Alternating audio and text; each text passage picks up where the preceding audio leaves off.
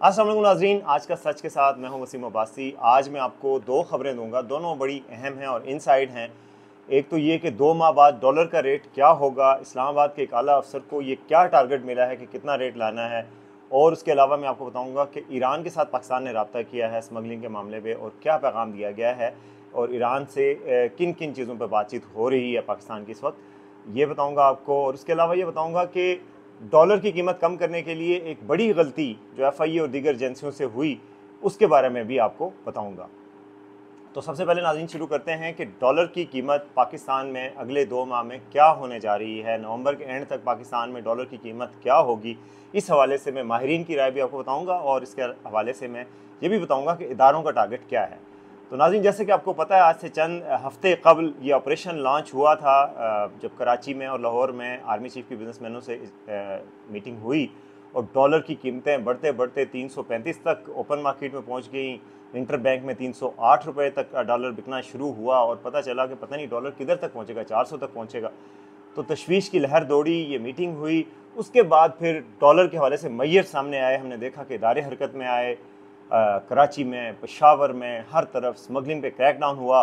और आज नाजरीन ये पोजीशन है कि इस हफ्ते जो डॉलर बंद हुआ है वो 193 रुपये में पहुंच चुका है, वो ओपन मार्केट में, और इंटर बैंक में 291 रुपये 50 पैसे का, गोया 40 रुपये के करीब करीब तक कमी आई है ओपन मार्केट में। तो ये इतना बड़ा इनकलाब हुआ है, मगर ये यहाँ पर नहीं चीज़ें थमेंगी। अभी थोड़ी देर पहले मैंने बात की थी पाकिस्तान में जो करेंसी एक्सचेंज के डीलर्स के रहनुमा हैं मलक बोस्तान, तो उन्होंने ये बताया कि हर रोज़ उनको एक टारगेट मिला हुआ है कि हर रोज़ जो है डॉलर की कीमत 1-2 रुपये कम करनी है, और 1 रुपये की रफ्तार से अगले 1 माह में डॉलर की कीमत को एक टारगेट तक अचीव कर लिया जाएगा। और टारगेट में नाज़रीन आपको बताऊं कि इस्लामाबाद के एक आला अफसर को टारगेट मिला है पाकिस्तान की अहम तरीन शख्सियत की जानिब से कि डॉलर का रेट नवंबर के एंड तक पाकिस्तान में 250 रुपये होना चाहिए। ये टारगेट उनको मिला है और बड़े साफ अल्फाज में कहा गया कि इसी से आपकी कारकर्दगी जांची जाएगी और यही आपकी कारकर्दगी का पैमाना है। आप मईशत के हवाले से आप एक माहराना राय रखते हैं और थोड़ी सी महारत भी है आपकी, और इस पर आपका कंट्रोल भी है, तो आप अपनी इसको जस्टिफाई करें ये करके कि डॉलर की कीमत को 250 रुपये लाएँ। अब इस हवाले से मैंने देखा कि कामरान यूसुफ मेरे साथी हैं, उन्होंने एक बताया, अगली बात बताई। ये मैं आपको एक बात बता रहा हूँ कि अंदर क्या हुआ। उसके बाद बाहर आके ये हुआ कि मनी चेंजर से भी मुलाकात एक हुई है और उसमें भी उनको कहा गया है कि डॉलर की कीमत को अपने 250 लाना है। तो 250 का टारगेट है 30 नवंबर 2023। 30 नवंबर 2023 तक कहा गया है कि डॉलर की कीमत को आपने 250 रुपये लाना है, हर कीमत पर लाना है। और इस हवाले से देखें कि फिर मैयर शुरू हो गए हैं, और आप देख रहे हैं कि कराची में मनी चेंजर्स पे क्रैकडाउन हुआ है। हुंडी हवाले का जो काम करते हैं उनके हवाले से क्रैकडाउन हुआ है। मनी चेंजर्स के हवाले से जो उनकी प्रैक्टिसेस थी उनके हवाले से हुई है। कुछ लोगों को पकड़ा भी गया है, कुछ के खिलाफ एफआईआर भी हुई हैं। उसके अलावा जो हुंडी के कारोबार से वाबस्ता अफराद थे, की अफराद थे, 3 तो ऐसे अफराद थे जिनको पकड़ा गया है। उसके अलावा कई लोगों को पकड़ा गया है, डराया भी गया है, और एक मार्केट में ये खबर पहुंच चुकी है कि ये अब इसको सख्ती से देखा जाएगा। डॉलर की जो ब्लैक मार्केटिंग है उसको रोका जाएगा। इसी तरह अफगानिस्तान के साथ जो स्मगलिंग हो रही थी डॉलर की, अफगानिस्तान जा रहा था डॉलर पाकिस्तान से बड़ी तादाद में, उसको रोका गया है। इतना रोका गया है कि अफगानिस्तान में डॉलर की कीमत अफगान करेंसी में 10 रुपये बढ़ चुकी है, जबकि पहले ये था कि मुसलसल उधर कम हो रही थी और पाकिस्तान में कीमत बढ़ रही थी। इस बात पर ज़ाहिर अफगानिस्तान को बड़ा एतराज़ भी हुआ है, लेकिन ये अब स्ट्रॉन्गली एक टेकअप किया गया है कि ये नहीं चलेगा। मज़ीद अफगानिस्तान के साथ भी बातचीत हुई है, और हमने ये देखा है कि जो पेशावर है, पेशावर की ब्लैक मार्केट पे बहुत ज़्यादा क्रैकडाउन हुआ है, और वहाँ पर इस वक्त जो डॉलर की ज़ख़ीरा अंदोज़ी है वो बिल्कुल रुक गई है। और नाज़रीन आपको ये बताऊं कि फिर उसके बाद अब मलक बोस्तान से जो हमारी बात हुई तो उनका कहना था कि हमें किसी ने टारगेट नहीं दिया। उन्होंने ज़ाहिर है इसको डिनाई किया मेरी ख़बर को, लेकिन उनका कहना था कि 250 रुपये जो है वो मेरे जहन में टारगेट है। मैंने तो महीना पहले कह रहा था, और हमेशा से हम चाह रहे हैं कि 250 रुपये डॉलर को लाएं, और उसके लिए हम आहिस्ता आहिस्ता ये तरीका इख्तियार कर रहे हैं, क्योंकि एकदम अगर हम करेंगे तो वो पैनिक पैदा हो जाएगा। और मैंने पूछा कि आप कर कैसे रहे हैं, तो उनका कहना था कि हम मार्केट में जो डिमांड है उसके मुताबिक सप्लाई को इंश्योर कर रहे हैं, और ये चीज़ जो है वो इसको यकीनी बना रहे हैं कि जितनी डिमांड है उतनी वो हो। दूसरी तरफ ये बात भी है कि मार्केट में डिमांड ही नहीं रही। अब यानी कि ओपन मार्केट में कोई डॉलर ख़रीदने जाता भी नहीं है, क्योंकि सबको ये डर पड़ा हुआ कि पता नहीं डॉलर ने कहाँ जाके रुकना है, तो फिर हम अभी ख़रीद कर नुकसान उठाएंगे। पहले क्या होता था, पहले तो नाज़रीन ये होता था कि लोग अगर पहले गोल्ड में इन्वेस्टमेंट नहीं करते थे, उससे भी ज़्यादा डॉलर में इन्वेस्टमेंट सेफ समझी जाती थी कि पाकिस्तान में आपने 200 रुपये का एक दफ़ा डॉलर लिया है, चंद महीनों बाद आप 250-300 रुपये का बेचेंगे, आपको तो घर बैठे ये डबल शाह हो जाएगा, ये डबल पैसे हो जाएंगे। तो ये चीज़ जो थी ना, इसकी वजह से स्पेकुलेटिव मार्केट बनी, ब्लैक मार्केट बनी। मलिक बोस्तान का ये कहना था कि हमारे जो मनी चेंजर्स हैं उनके बाहर हम पहले लोगों को डॉलर्स देते थे, बाहर जाके कोई गैंग्स होते थे जो ब्लैक मार्केट वाले, वो उनसे 10 रुपये 5 रुपये फ़ी डॉलर महंगा लेके ख़रीद लेते थे और फिर उसकी होर्डिंग करते थे। तो ये ब्लैक मार्केट को हमने ख़त्म करवाया। उनका कहना था कि हमने एजेंसी से, लॉ इन्फोर्समेंट एजेंसी से बात करके हमने उनसे ताउन किया और इस चीज़ को ख़त्म करवाया। इससे पहले ये भी था पाकिस्तान में, कुछ अर्सा कबल ये हो गया था कि डॉलर आप ख़रीदने जाएँ तो आपको कुछ डॉक्यूमेंट्स देने पड़ते थे, मसलन वीज़ा की कॉपी, टिकट की कॉपी, पासपोर्ट की कॉपी।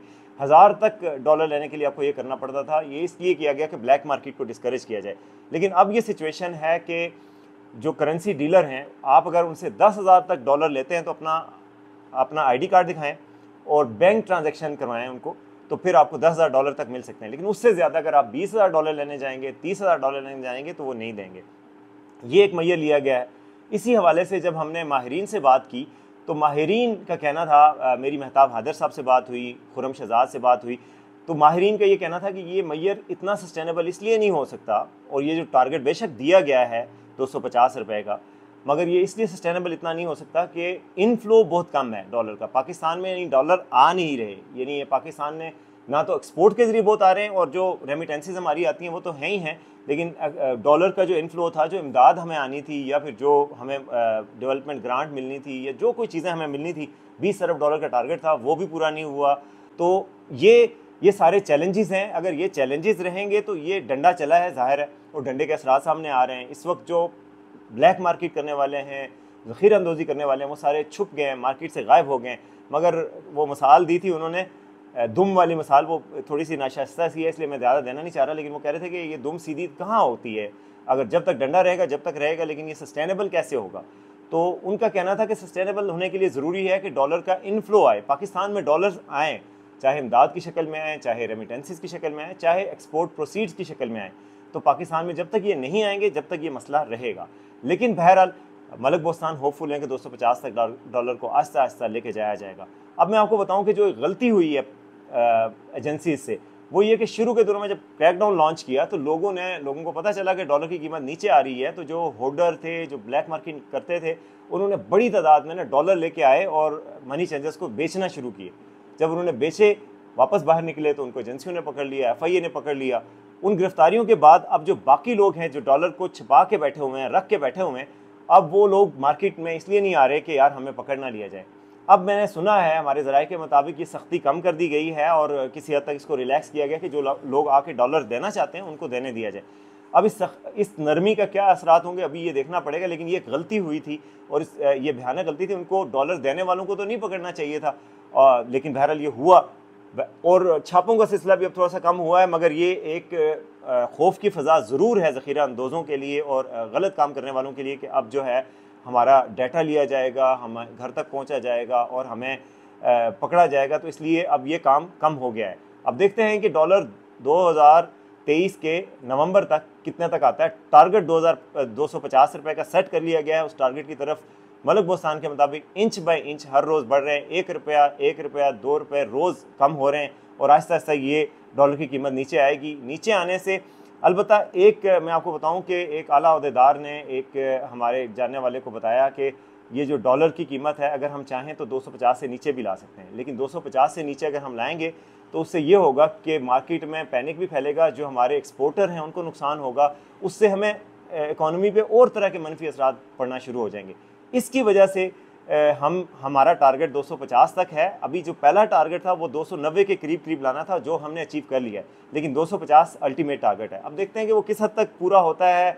अब उसमें होता क्या है, मैं आपको बताऊं कि गुज़श्ता जो पाकिस्तान में डॉलर का इनफ्लो है वो गुज़श्ता 5 हफ्तों से लगातार कम हो रहा था, यानी कि स्टेट बैंक के जो रिजर्व थे वो लगातार कम हो रहे थे। हर दफ़ा जो हफ्ते बाद उनकी रिपोर्ट जारी होती है उसमें कुछ कमी होती थी। कल पहला दिन है कि जो स्टेट बैंक ने कहा कि हमारे ज़खायर में थोड़ा सा इजाफा हुआ कुछ मिलियन डॉलर्स का। तो ये एक पेशरफ्त हुई है, लेकिन इनफ्लोज नहीं आ रहे, तो उस वजह से अभी तक ये नहीं पता कि कितना सस्टेनेबल होगा। बहरहाल अगर आप डॉलर ख़रीदना चाहते हैं तो अभी मत ख़रीदिए, वेट कीजिए। मेरा ये ख्याल है कि डॉलर की कीमत मज़ीद कम होगी, अभी कम होने का सिलसिला जारी है। अभी वेट कीजिए जब तक कि एक स्टेबलाइज ना हो जाए, जब तक ये जारी रखिए। दूसरी खबर मैंने आपको बताया था कि पाकिस्तान ने ईरान से रब्ता किया है। आपको पता है कि ईरान से पाकिस्तान में स्मगलिंग के वाक़यात हो रहे थे, जो हमारा बलूचिस्तान के साथ अटैच उनका प्रोविंस है सिस्तान, वहाँ से हो रहा था। तो पाकिस्तान ने ऑफिशियली रब्ता ईरान से किया गया है। ईरान को बताया गया है कि 2 अरब डॉलर की पाकिस्तान में पेट्रोल की स्मगलिंग होती है ईरान से, 2 अरब डॉलर की सालाना। तो इस चीज़ को कर्ब करने के लिए मैयर्स लेने जा रहे हैं हम लोग। उनको इन्फॉर्म किया गया है कि आप भी अपनी तरफ से मैयर्स लें। तो ईरान की तरफ से पाकिस्तान को जो जवाब मिला है वो ये कि हम तो ये चाह रहे थे, हमें पता है, हमने अपने सूबे के जो गवर्नर हैं उनसे भी बात की है और हमने उनसे कहा है कि इसको रोकें। तो हमें बताया गया है कि पाकिस्तान की साइड पर ज़ाहिर है गरीब लोग हैं, हम चाहते हैं, हमें तो नुकसान उल्टा हो रहा है कि हम कोई ड्यूटी नहीं ले रहे, हम पेट्रोल दे रहे हैं, लेकिन यह है कि हम चाह रहे हैं कि गरीब लोग हैं, इनकी तजारत का सिलसिला, इनका सिलसिला चलता रहे, इनको भी चीप पेट्रोल मिले। आपको पता है कि फ़ी लीटर पेट्रोल जो है ना कंज्यूमर तक वो 30 से 35 रुपये पर लीटर कम मिलता है ईरान का। और इसी वजह से ना सिर्फ पूरे बलूचिस्तान में ईरानी पेट्रोल अवेलेबल था, बल्कि अब तो जनाब कराची में पेट्रोल अवेलेबल था, लाहौर तक ईरानी पेट्रोल मिल रहा है। तो अब ये भी ईरान को मैसेज दिया गया है कि हम बलूचिस्तान की हद तक तो चलो समझ आती थी कि चलो बलूचिस्तान में ईरानी पेट्रोल आ जाए बॉर्डर से थोड़ा बहुत, लेकिन पाकिस्तान के दूसरे शहरों में भी ये मुतासिर कर रहा है। तो ये चीज़ नहीं चलेगी और हम इसको बंद कर रहे हैं। ये फॉर्मली उनको बता दिया गया है और ये रब्ता करके उनको बता दिया गया और कहा गया कि हम इस चीज़ को अब ख़त्म कर रहे हैं। अब ये देखना होगा कि इस चीज़ से पाकिस्तान की मईशत पर क्या असरात होंगे। ज़ाहिर है कई लोग तो ऐसे इस चीज़ से मुंसलिक हैं कि जो अपनी दुकानों पे थोड़े से ड्रम रख के ईरानी पेट्रोल बेच रहे हैं। कुछ लोग ऐसे हैं जो ख़रीद रहे हैं। उनका भी अब है कि बलूचिस्तान में गरीब लोग हैं जो वो अब पेट्रोल कहाँ से ख़रीदें जब पेट्रोल लगातार महंगा हो रहा है, 30-30 रुपये पर लीटर महंगा हो रहा है, तो वो अब क्या करें।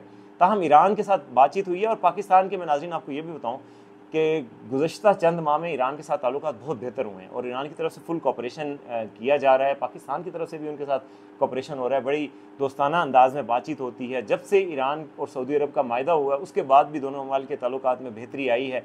तो अब दोनों ममालिक बातचीत के ज़रिए एक दूसरे से बात करते हैं, एक दूसरे के साथ फुल कोऑपरेशन की बात हो रही है। तो हमें अब लगता नहीं है कि कोई मसाइल पैदा होंगे, बल्कि बातचीत के साथ दोनों ममालिक अपनी ट्रेड को बढ़ाना चाह रहे हैं, जो फॉर्मल ट्रेड है।